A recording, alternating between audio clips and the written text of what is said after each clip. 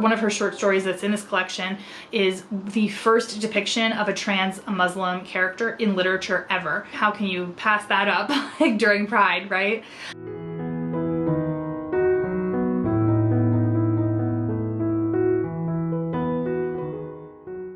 Hello, my name's Ketevan. Welcome or welcome back to my channel.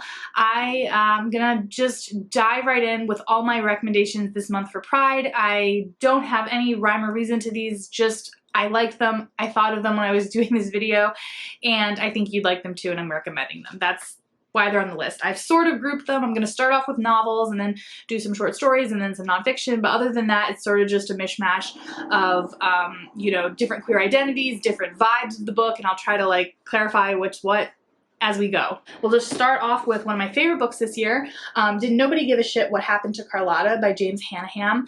I love this book. It's one of my favorite books this year. It is fantastic. It's about a trans woman who's recently released from prison. She was put in prison in the 90s and she's just been released. It's sort of a bit of an odyssey where she explores her world after she's been in prison for 20 years. It's a very different world and it's a super fun story. Obviously, she's a trans woman who's been living in prison. Anything that you can think of that might happen to an incarcerated trans woman has happened to this character. There are some sad moments. There are some reflections on that, but overall the tone is very light, very fun. She is a super positive character. She's a really funny character, and I was laughing the whole time. Well, not the whole time, but the majority of the time in this book. It is so fun, so uplifting. Highly recommend. Alrighty, and next up we've got Chouette by Oshetsky.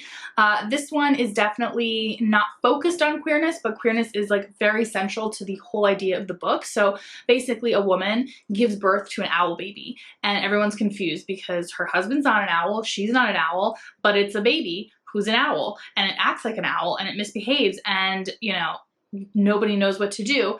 And so it's a really fun's not the word, but it's a fable about autism. So the owl baby is autistic, essentially, as a metaphor. And so we find out from the very beginning that the reason the owl baby is an owl, i.e. autistic, is because mom had an affair with an owl lady. And so while the queerness of the mother is not, you know, up front and central to the whole plot, it's definitely this like underlying current that like cannot be ignored. And it's a very, very interesting dynamic look at the intersection of queerness and disability or neurodivergence. And it's really like super well done. Can't recommend it enough. Next up, we have Johnny Appleseed by Joshua Whitehead. Joshua Whitehead is a Two-Spirit Indigenous Canadian author, and he just wrote this novel. It's his first novel, I believe, and it's not autofiction. So many people think it's autofiction. It's not. But it's about a sex worker, an Indigenous Two-Spirit sex worker living in Canada, so very similar. The character Johnny Appleseed is looking to make a bunch of money one weekend. He has to hustle really hard to earn enough money to go back to the reservation for a funeral. And so it's definitely dreamy and sort of like fever dreamish, where you're not exactly sure what's happening all the time, but it's super well worth it. Highly recommend. And following in sort of the dreamy, like what's going on kind of vibe, we've got Paul Takes the Form of a Mortal Girl by Andrea Lawlor. This one's also sort of mostly fun and very uplifting for Pride, but doesn't shy away from the hard topics. So Paul he's never really defined, but he's definitely a he, and he definitely feels comfortable being Paul. But as Paul, he has the power to metamorphosize into looking any way he wants, including changing his genitals and everything about what he looks to match up to be whatever kind of woman he wants to look like or whatever kind of man he wants to look like. It's very interesting commentary on trans bodies and, you know, transitions and trickery, because Paul, you know, it could be argued that Paul's tricking people, but also he's not, because that's really what he looks like. And so it's a really interesting commentary on trans politics, but also, again, it's fun, it's light. He never takes himself too seriously. He does have problems, but they're not about his gender or orientation in any way. It's about like his life. And I think Andrea Lawlor, they do a really good job of sort of balancing the commentary with the fun of a story. I will say though, this one is super explicit. My friend David calls it a pastiche of bad porn. He's not wrong. It's very porny. There's a lot of sex in this book because that's the primary reason Paul decides to change his body, is when he wants to have sex with someone, so he becomes someone that he thinks that they would be attracted to. So I will say that, go in with your eyes open on that one. I definitely raised my eyebrows a couple times on that, and I am not very easily swayed by sexual content. So that one is Paul Takes the Form of a Mortal Girl. And then we've got Tentacle by Rita Indiana, and this one's translated from the Spanish by Achy Obejas. This one's from the Dominican Republic. I absolutely love it. It's super punky, super fun. So not only is it a huge and fantastic commentary on queer politics, but also the environment, sanctuary of religion, colonization, art, all these things are sort of like packed into this very, very tiny book, and it is super impressive. It is the kind of book, I will say, where you are super confused throughout the whole book, and only at the end where everything comes together, you're like, oh, that's what was happening. Cool, cool, cool. So if you're not the kind of person that enjoys that, definitely steer away. But if you do enjoy that, this is the wildest ride. It's super fantastic. I loved it so much. So we're first introduced to our main character, Asilde, who is a young woman who is really trying to hustle and trying to transition into a man through this very futuristic sci-fi kind of way that is not what we would think of as transitioning today. And she gets sort of like lured into this whole whole prophecy, this whole, like, you know, journey and quest that she needs to go on to sort of like save the world. And it is an explosive ending that I like could not see coming, and it's just like so fantastic. Really love this one. The last novel on this list, I actually don't have a copy, but I've already done a really deep dive on this book on this channel, and the video I'll link right up there for you. But basically, it's a coming-of-age story about a young deaf girl who had been deprived of language as a child and now is finally at a deaf boarding school where she's able to connect, make friends, build community.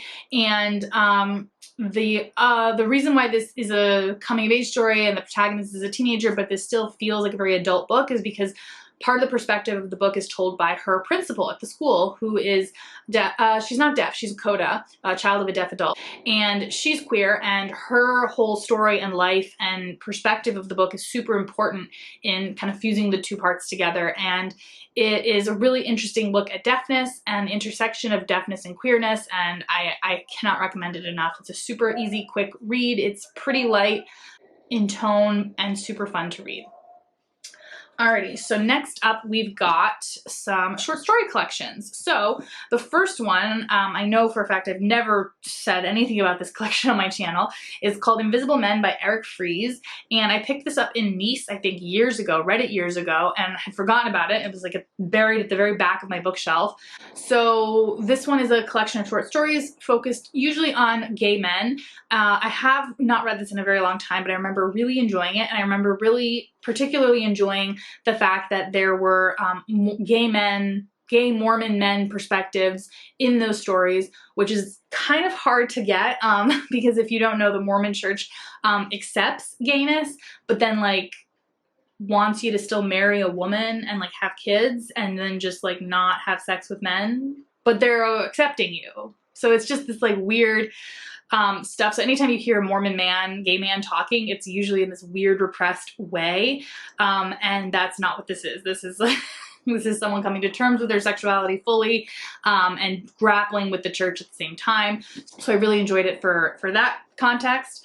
And then we've got Love After the End, an anthology of two-spirit, indigiqueer, and speculative fiction. This one's also edited by Joshua Whitehead, and it's such a fantastic little collection. I really, really enjoyed this. It is super sci-fi and punky and just like different. Like all of the stories are so different, which is like maybe the point of speculative fiction. Like that's obviously the whole point. It's to like imagine completely new things, but for me it was like it went way out there. It really like kind of like expanded my concept of what could happen, what could exist. And I really love this because the indigeneity of the characters and the stories were super obvious, even if it wasn't like a top note kind of like context, which I really enjoyed. So that one's at Love After the End. And then I think I've only talked about this in a TBR sense on my channel, The Man Who Wore His Wife's Sarong, Stories of the Unsung, Unsaid, and Uncelebrated in Singapore by Suchen Christine Lim. This one, Christine Lim is not queer, but if you don't know, Singapore is a very repressed country. Almost everything is illegal in that country, including homosexuality, and it's a very serious crime. So of course there are not going to be any openly queer authors living in Singapore, so this is sort of the best we can get, and these stories are super important. They're not all queer, but I would say the majority of them are, and it's a very, very interesting look into Singaporean culture and just cultural dynamics and societal hierarchies and things like that. Really highly recommend that one. And the next one is Blood Feast, The Complete Short Stories of Malika Moustadraf. And this one's actually been on my radar for quite a while. Elise from Elise Reads, she talked about this, and I said, oh, that sounds interesting. I really want to read it. And I decided to pick it up as a little like celebration because I just booked my trip to Morocco in November. So I picked this one up about a month ago, and I really, really enjoyed it.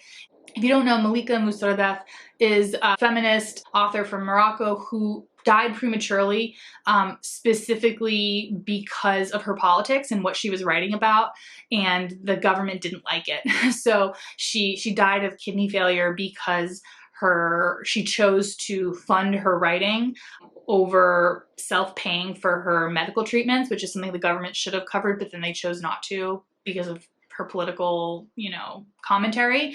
So she literally died to write these things. It is quite clear though that she's sort of a young writer. Like obviously she died before she was able to sort of like refine her writing, but the fact that they do seem a bit like earlier work doesn't detract from like how much I enjoyed them. Actually, one of her short stories that's in this collection is the first depiction of a trans Muslim character in literature ever. So, I mean, this is like literally quite groundbreaking writing. The stories are really short. The whole collection is really short. Each story is punchy and impactful.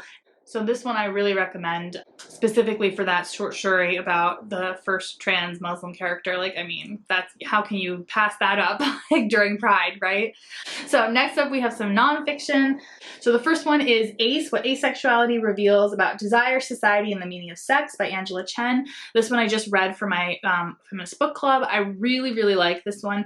It is such an interesting introduction to asexuality. So none of the information in this book was like necessarily like brand new to me. It's definitely meant for beginners, but it's written really well, and it's not just a memoir of like who she is as I think she identifies as a demisexual person. It's more like she interviewed a bunch of asexual people and talks about asexuality through different lenses. So she goes in through gender and through race and other topics like that. The one thing I was a little like bummed about is that she didn't really interrogate the influence that capitalism has on asexuality, or rather like why society hates asexual people so much, and it's for capitalistic reasons, right? So if you're asexual, that means you're probably not making babies, you're probably not having sex, and so you're probably not feeling bad about yourself for not being sexually desired, so you're not going to buy products that will make you feel more sexually desirable, and so on and so forth, all these things that kind of keep the capitalistic machine going.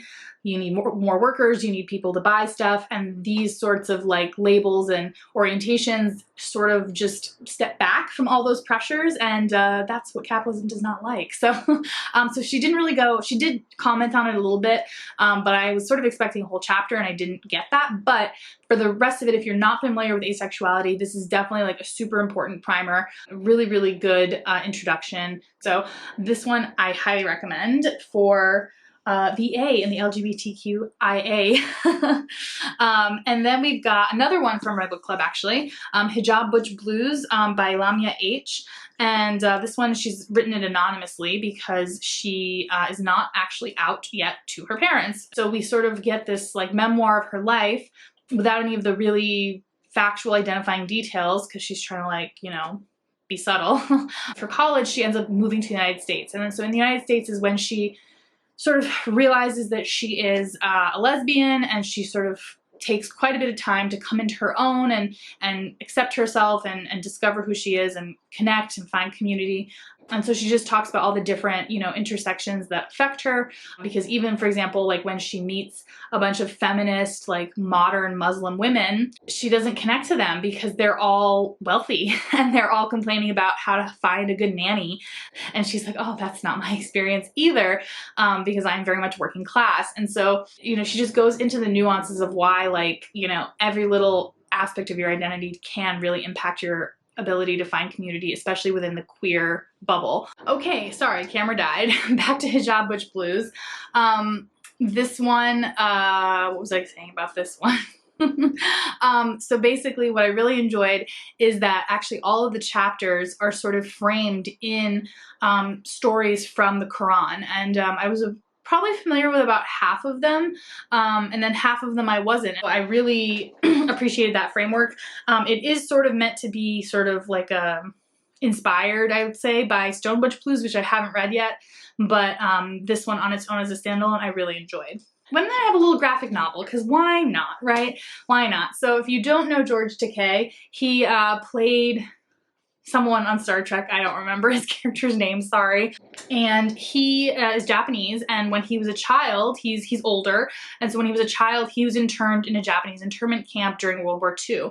His queerness is not really a part of this story, so it's just a very sweet little graphic novel of the whole thing through his little 4-year-old eyes. Even though this book isn't really centered around his queerness necessarily, or his sexuality at all, I'll say, it's really important, I think, to remind ourselves of all the different forms of oppression that face queer people, including things like immigration and, well, I mean, fascist treatment of US citizens during wartime, but whatever. This one's a very quick read, but I think it's very important to just remind ourselves that this part of US history is not so far away. You know, if someone can write a book about it and is still alive about having experienced it, then maybe, you know, we have some more work to do.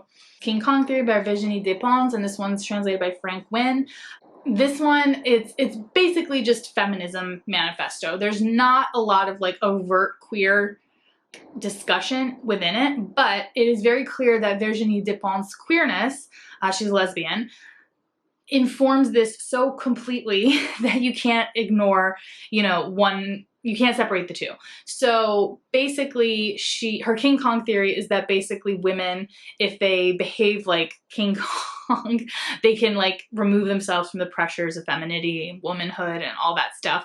So, you know, it's like kind of like a classic butch lesbian sort of like take on the world. But she goes into depth in very interesting ways, and she has very interesting conversations about it, and she looks at it from very unique lenses. So she was a sex worker for a bit of time, and so she discusses that and how, you know, that plays into her theories on the subject. And it's very easy read, it's very short. It's not super dense. It's nothing too intimidating. And this is a 5-star read because of the thought-provoking capacity that the book had. So I really recommend this one. Last but not least, one of my favorite nonfiction books ever, Feminist Queer Crip by Alison Kaffer. She does a fantastic job of really exploring and diving into queer theory, or crip theory rather, and from a queer lens. This covers a ton of different subjects, things like, you know, time and like our concept of time, and really doing a deep dive on what time means, to things like cyborg theory, to also, you know, just environmental intersections of queerness and crip theory. Just lots and lots of stuff. It's a classic in crip studies. I cannot recommend it enough. It's, again, one of those books that you think would be really academic, and it's super not. Like, don't be intimidated. And actually the audiobook and probably the ebook is on Scribd. So if you have Scribd, you can just get it for free. I feel like this is the kind of book I could literally reread every single year of my life and still get something out of it. I love this so much, highly recommend it. And that's the last book on my list. So I don't want to put this on the list because I'm still reading it right now, but I'm reading Big Swiss by, I think, Jennifer Egan is how you say her name. That's what I'm currently reading right now for Pride. And I was thinking about reading Bad Gays, A Homosexual History by Hugh Lemmy and Ben Miller. I started it and I don't know, I'm only about like 6% of the way in, so I didn't get very far, but I'm already like, oh gosh, we're talking about like Roman homoeroticism. Like, I get it, it's a history book, you gotta kind of start there, but I'm just like, meh. So let me know what you think of Bad Gays if you've read it. I really am curious because I'm not 100% sure if I want to continue or not, so we'll see, but hopefully your commentary will be able to help me. And let me know what you think of all of the books on this list. Let me know what you're reading for Pride. I want to hear what you're reading. I want to hear what you recommend. And until next time, bye!